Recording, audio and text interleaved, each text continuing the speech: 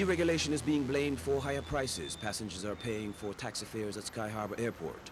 Every cab has their own rates on the side of their cab, and that's to their own liking or whatever they want to charge. And if a person comes out, gets in that cab, and you take him directly to where he wants to go, it's not price gouging. We cater to everybody in Phoenix, whether they're tourists or whether they're residents. And our rates are not even close to the comparables that they gave at the airport. The airport would stop Air Courier and Arizona Taxi and Yellow from snatching 100, 150 scoops off the front of the airport a day. That would move the line more. The more trips a guy gets, the more he can come down in price. It's going out of hand at the airport. There is no control. There has to be control. While independents and fleet operators accuse each other of contributing to the problem, the city warns passengers that prices may vary because there is no control on fares. An airport spokesperson says before deregulation, things worked pretty well under a bid system with contracts going to the lowest bidder. At the time that we did that, we had the permit system in place. And so we cut off the permit system and put in the bid basis, and the taxi people took us to court saying that, in essence saying that we had no right to just cut off the permit system, that we had to let it go its course, and they won in court. But the bid basis is one option that City Council could choose should they want to. While some cabbies want to return to some form of regulation, others say no. Most, however, agree with airport officials that passengers must first find out exactly what fare they will pay to their destination before getting into a cab. Marcus Wright, News Center 10. MCI's 50,000 Arizona customers will see an average rate increase of 1% on long-distance calls made during the day and 5% at night and on weekends. The increases are in part the result of equal access, the switching of MCI connections to the same type of connections provided to at&T. It is getting more expensive because we're going to have the same trunk side connection that at&T has, and it is directly affected to the way our cost of doing business. Well, this rate increase follows a 6% drop in rates in July. That occurred after at&T dropped its rates. As a result, MCI customers are still paying less than they were 15 months ago, and they are still paying significantly less than at&T customers. And one of the reasons we're in business is that we're going to save the customer money. If we're not going to save them any money, there's no reason to choose MCI. So we will always be at least 20 to 30% less than at&T. Hold on a second, let me see if I can get you an idea of those charges, okay? But over at at&T, officials view the MCI rate hike as a narrowing of the price gap, a gap that at&T hopes to narrow even further. What we see happening is some regulatory flexibility, which will cut down our overhead and enable us to reduce rates even further. The price difference will be less than it has been in these early years of competition. The chief beneficiaries of equal access will be MCI's customers, who will no longer have to dial extra numbers to place long-distance calls. Equal access will begin going into effect in Arizona early next year. John Kane, News Center 10. Mesa is on the move, but Mesa is also an easygoing community of neighborhoods where many say the feeling is a bit more relaxed. You ready? 1, 2, 3, go. And it is on this land at Alma School Road and the Superstition Freeway where those two values, growth and relaxed residential living, are colliding. It's the kind of land developers could look at and drool over. A number of two-story office buildings have gone in just south of here. A new 11-story Hilton Hotel is going up just over there. And right across the Superstition Freeway is the Fiesta Mall. The Fiesta Mall, number one, and the amenities that are going in there, the Hilton Hotel across the street, the large shopping center and that type of thing makes it attractive. What it makes it attractive to East Valley is the fact that there are just not very many freeway locations. And as Gary Driggs said in Forecast 84, there's going to be 50 to 70 new high-rises. We ought to have our fair share out here, frankly. The Mesa City Council agreed with that kind of thinking late last month when they approved this project, the Fiesta Tower, a 14-story, $35 million high-rise touted as a possible home for corporations that might want to move to Mesa. This artist rendering shows its location is prime near the Fiesta Mall, but it is also within a block or so of lots of single-family homes. This is our home, and it is our private property, not something that everybody in town can peer into. Cheryl Levan and Judy Dragowitz speak for a group known as Citizens Against the Fiesta Tower. They've been leading a petition drive to call a citywide referendum to give Mesa voters a say on Fiesta Tower. And we feel like those people were elected to represent us. If they're not representing us, then we'll make sure somehow we're heard anyway. This Mesa attorney represents the Dallas-based developers who want to build Fiesta Tower. He says they'd like to break ground January 1st, and he's not overly concerned about a possible citywide vote. I think that if this goes to a vote of the people, it will pass by a substantial margin. I think people will look at it in terms of new jobs, economic opportunity, the benefit to the city as a whole. I appreciate where the neighbors are coming from, but I think their view is fairly parochial. I'm sure that we will win. The citizens want to be heard at City Council. It seems that lately the developers have been the ones that are being heard. Ron Hoon, News Center 10.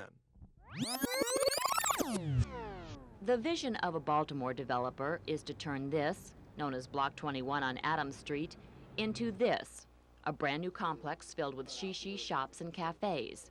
It will be called Square One. Walter Switzer Jr. sees it another way, restore and upgrade the entire block instead. He is calling his plan First Place. The concept is the same, except instead of bulldozing the block, Switzer wants to give it a facelift. And all the tenants who are there now will be able to stay during the surgery. Switzer presented his plans tonight to the City Council to be considered as an alternative.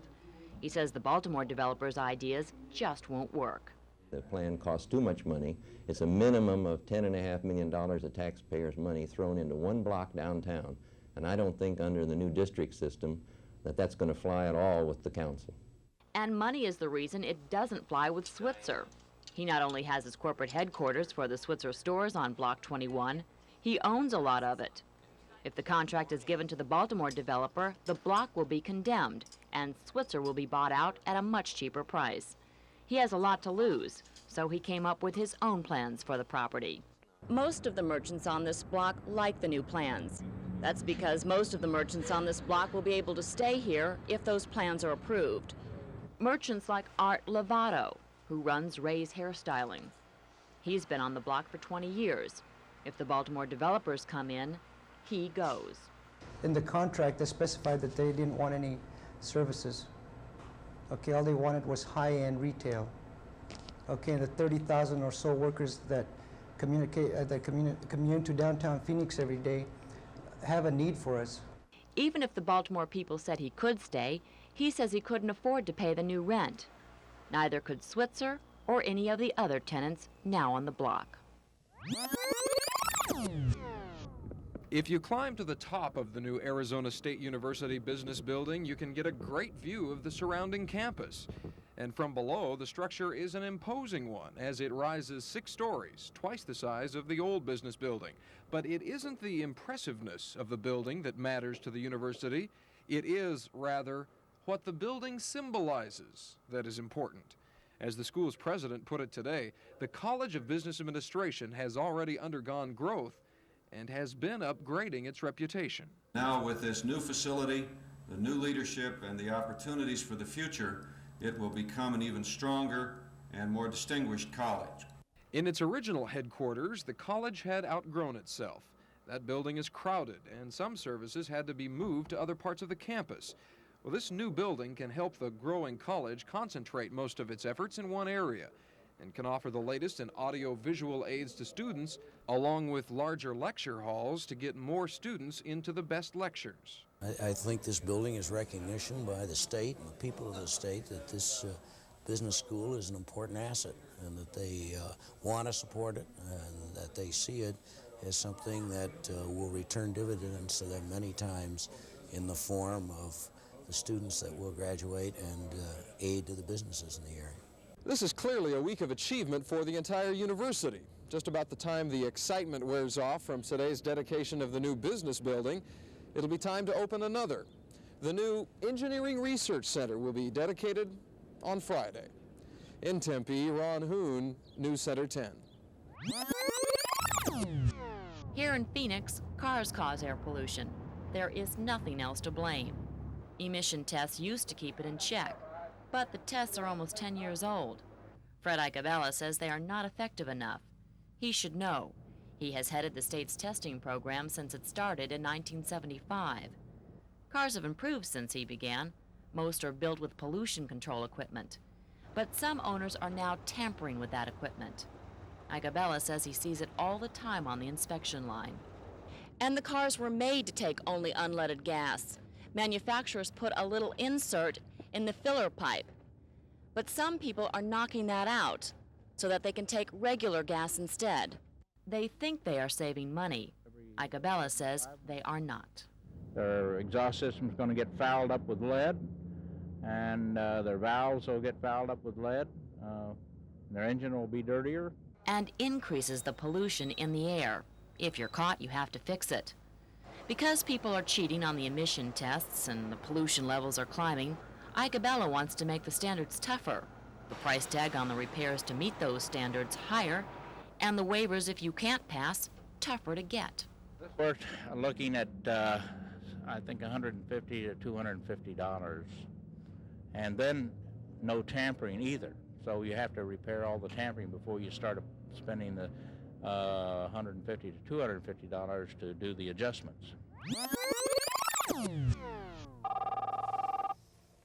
We'll answer it here.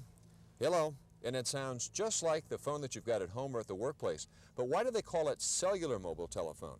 There's more than what meets the ear. It's because of these blue towers, 100 feet tall, triangular shaped on top, some 9 of them scattered throughout the valley. This one is located in a Scottsdale neighborhood. These are our cell sites, and this is where we transmit and receive the signals from the mobiles and portables that are in the system. There's space so that we cover the entire valley. We cover something in the neighborhood of 3,000 square miles. This is the Mobile Telephone Switching Center, the heart of the system in a nondescript building in southeast Phoenix. All the tower sites report in here, and computers keep track of customers and their calls. We can allow a person to drive throughout the system and hand them off from one cell site to another cell site and never degrade or interrupt their conversation. What the unit looks like inside the car, and it costs just about $50 a month or so to operate on the average. And the whole system in the valley handles about 28,000 phone calls a day. And that's how they do that. Mel Young, News Center 10.